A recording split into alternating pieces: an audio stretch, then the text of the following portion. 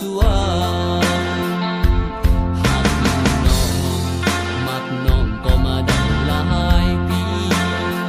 ขอบุญมี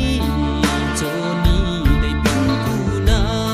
ำคือนางเข้าใจเฮินใจเบาใจเฮินห่างก็ยังเบาลายขอนางหันใจผ่องแดงปาดยามทวงเก็บห้องอื่นเอาไว้ก็เกิดมาตกพันก็พ่อแม่นางบ่หันใจปีต้องคัดเทเวทเก็บห้องอื่นมันบ่มีถ้าน้องบ่ว่าสั่งห่างปีนี้ไปอยู่แขกเอานา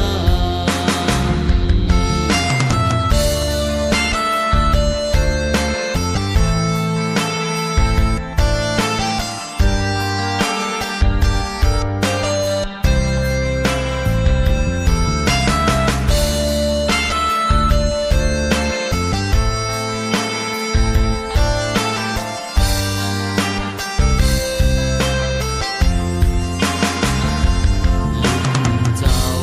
เอาขาปาดยางออกเดินไป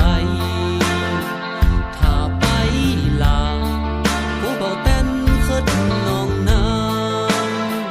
ต้องเฝ้าเฮ็ดไว้ออกเดินไปเป็นฝ่าวเป็นกา